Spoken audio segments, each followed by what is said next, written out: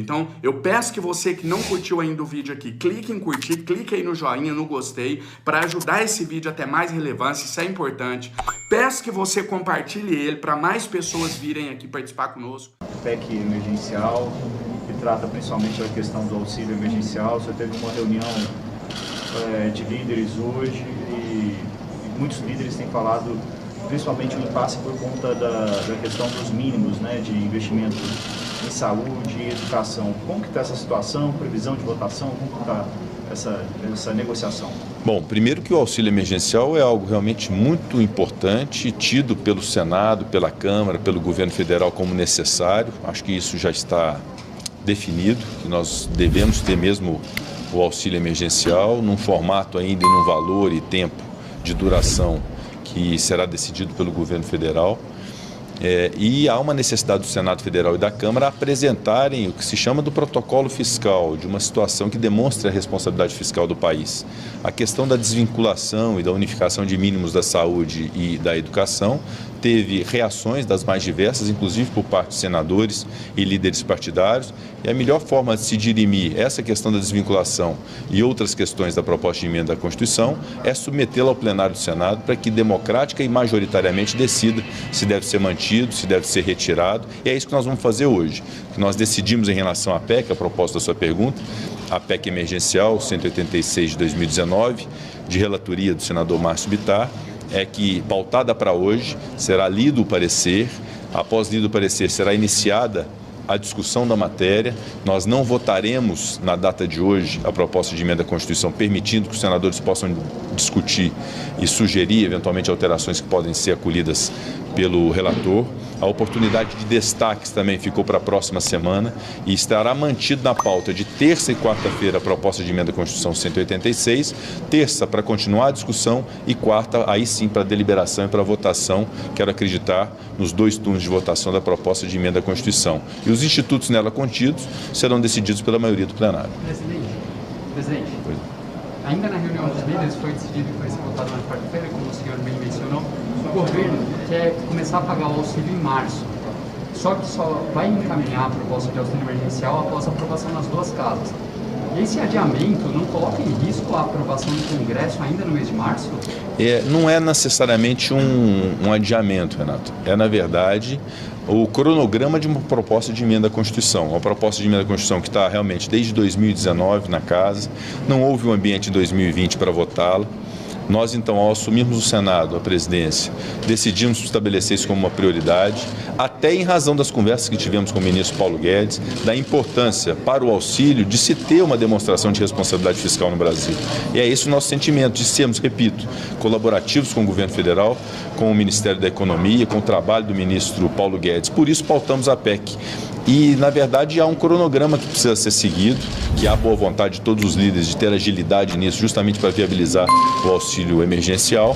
Mas já que nós não tivemos o trabalho das comissões permanentes da Casa, isso está indo direto para o plenário, esse cronograma de leitura do parecer, de tempo para discussão e de votação na sessão de quarta-feira é o tempo mais curto que nós enxergamos para poder compatibilizar a importância de se votar a PEC com a necessidade também de amadurecê-la dentro do debate no plenário do Senado. Quando o senhor acha que começam os pagamentos do auxílio emergencial?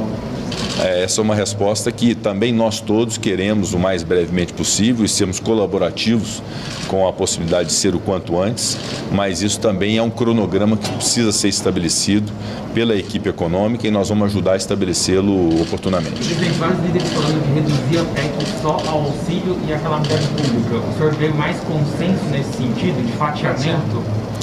Na verdade, o que eu vi foi uma grande reação à questão da desvinculação dos mínimos de educação e dos mínimos de saúde, mas há aspectos remanescentes do parecer do senador Márcio Bittar que não houve tanta polêmica. Então vamos fazer o seguinte, vamos aguardar a leitura do parecer pelo senador Márcio Bittar, haverá discussões pelos líderes partidários, pelos senadores e senadoras, e aí nós vamos ter o resultado disso muito em breve com a votação de quarta-feira. Olá pessoal, aqui o deputado federal André Janones falando ao vivo aqui de Brasília, direto aqui do plenário da Câmara dos Deputados.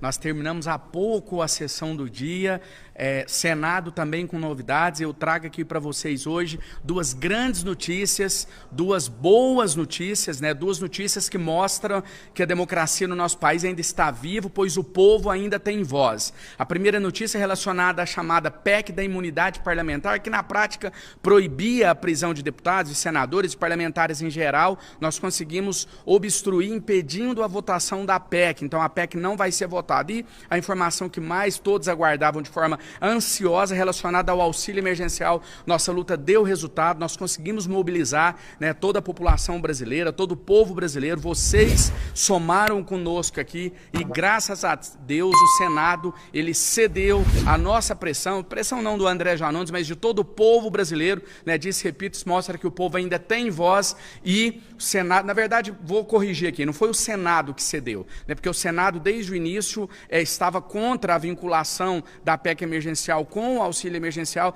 Na verdade, quem cedeu foi o ministro Paulo Guedes. O ministro Paulo Guedes cede, chega-se a um consenso com o Senado e a votação do auxílio emergencial não estará mais atrelada à votação da PEC emergencial. Em outras palavras, isso significa dizer que não vamos mais ter redução de investimentos, né, o fim dos investimentos na saúde e na educação para poder aprovar o auxílio emergencial. Pode não parecer, às vezes é um tema um pouco burocrático, né, mas isso é de grande valia. Vocês sabem que o ministro Paulo Guedes tentou aí colocar o povo de joelhos, fazer o povo brasileiro refém. Disse o ministro Paulo Guedes, ou acaba-se com o investimento em saúde e educação, ou não aprovo, né, o governo não vai ceder a continuidade do auxílio emergencial, mas os senadores se fizeram respeitados. Vai aqui os meus parabéns, o meu reconhecimento, mas principalmente para vocês, para toda a população brasileira que pressionando conseguiu fazer com que o ministro voltasse atrás. De qualquer maneira, o ministro deve estar um pouco feliz, né?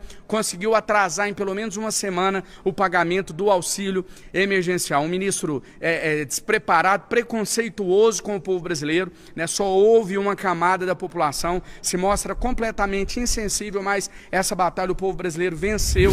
O auxílio emergencial será votado na próxima semana. Informação oficial, será votado na próxima semana no Senado, sem que isso implique em redução dos investimentos em saúde e em educação. Agora vale a pressão para que a gente consiga um valor acima de R$250. A nossa luta, a minha aqui no Congresso, é para que seja de no mínimo R$500 e para que todos os beneficiários do Bolsa Família sejam incluídos e para que as mães, ditas mães solteiras, né, monoparental, tenham direito a 2 cotas, mas para isso eu preciso de vocês pressionando para mostrar a nossa força. Na semana que vem vou tentar audiência no Senado também, vou continuar pressionando, trabalhando e conto com vocês. Senta o dedo, compartilha essa live, vamos para cima mostrar a voz, a vez e a força do povo brasileiro. Tamo junto.